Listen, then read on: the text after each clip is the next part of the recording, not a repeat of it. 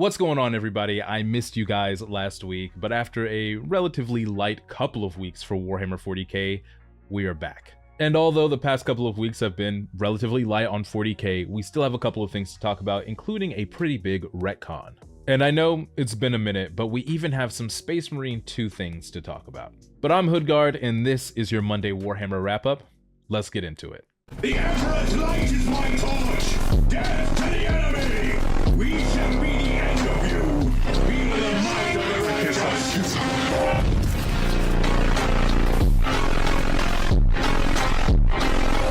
For the Emperor!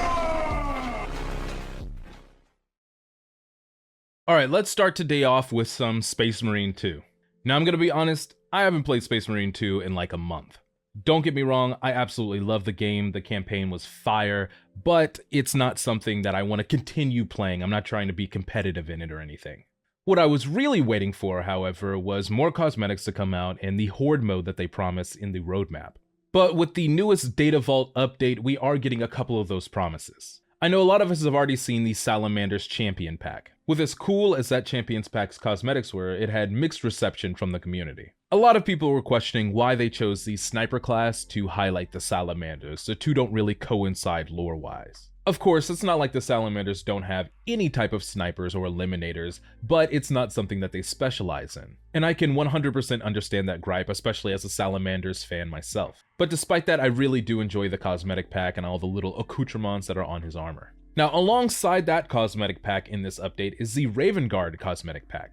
This has over 40 cosmetics, including armor pieces, successor chapter emblems, and even the rarefied beaky helm. Now, personally, I feel like they're playing too much of a long game. I think all of the first founding chapters should have had their base cosmetics in the game upon release. That way they could expand into the different variations of the first founding chapters, like the Deathwing, and then go into more obscure successor chapters.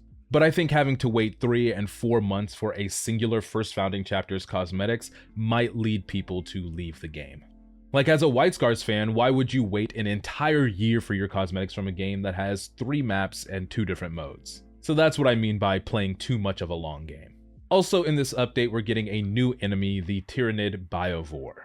Now, I haven't fought against this enemy myself, but there is nothing better in a first or third person shooter than taking out an entire tank, especially a living, walking one.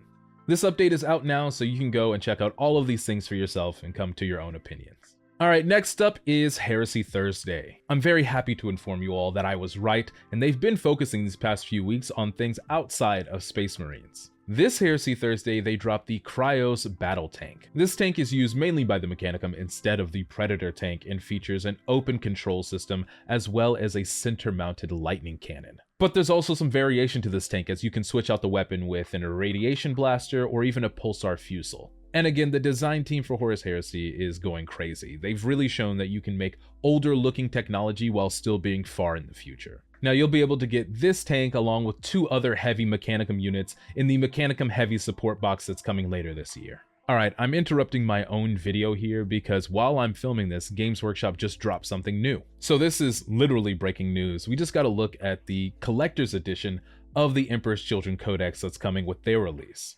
And it really is a beautiful piece. It comes in a cracked, chaos-riddled box with a hardback folder that contains the data sheets, 5 art prints, and 6 collectible coins. It of course comes with the collector's edition of the Codex as well, with a new piece of art of Fulgrim right on the cover. And one of the cooler things that it comes with is 1/4 of an entire Chaos medallion. And this is just an indicator that the Death Guard, Thousand Suns, and World Eaters releases that are also coming are going to have this type of collector's edition as well. This is great for all the Emperor's Children fans out there, but I do wonder why there wasn't a release like this for when the Lion came back. They had 2 opportunities with the Arcs of Omen book and the Dark Angels Codex supplemental to give the Lion something similar to this. Maybe it's to show the excess of Slaanesh, but I do think that the Dark Angels deserve something akin to this with the return of their Primarch. No word yet on when this will be released, but my guess is probably the next couple of months or so.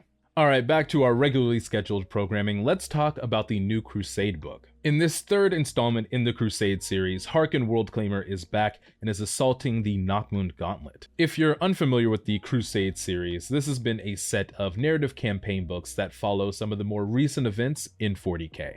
The previous two are about the start of the Fourth Tyrannic War and the Pariah Nexus. This one will focus on the planet of Singua Terra, which is a fortified world that defends the opening of the Nachmund Gauntlet. And this is going to be awesome because it's going to advance the story of Vigilis. Marneus Calgar had an incredible victory there, but the story has been stuck on that victory for a while now. Now, of course, this book is mainly for the game itself, but it's going to have 40 plus pages of lore about the Nachmund Gauntlet and what's going on there. I'm definitely going to be picking this up, and I'll make sure to update you all with all the new lore when it comes out. Now, let's talk about our big piece of news, the retcon, before we get into our Saturday pre-orders. As a lot of you all know, this past Saturday, the Eldari Codex was finally released. And as with any codex, there are changes being made to that faction for game reasons and for lore reasons. Now, I'm not informed enough to talk about their rule changes, but let's talk about a big retcon with the Eldari, the change of Wraithbone.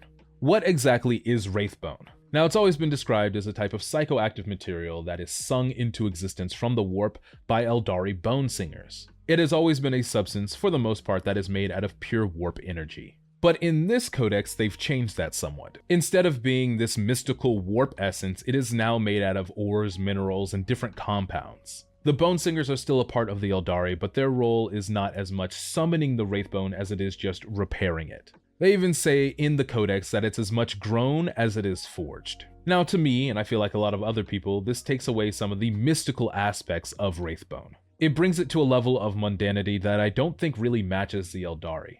And to me, it also somewhat lessens the role of the Bone Singers. Instead of being these Eldari that dance with the warp and use its essence to create, they are now resigned to a more construction forge master role. And this just might be my take across all sci-fi and fantasy, but I don't think that the elves should be grounded. They've always been kind of ethereal beings. So anything that lessens that, especially in 40k, is not my favorite. Now, of course, I'm going to go along with it. I'm not going to complain too much because it's Games Workshop's product. They can do what they want with it. But of all the retcons that have happened since I joined the hobby, this is probably my least favorite. Now, I'm not the biggest Eldari fan in general, so my knowledge on them is a little lacking. If there's any other retcons that I should be talking about, let me know in the comments below. Alright y'all, before we head out here, there's just one pre-order that you need to be aware of, especially if you're into terrain.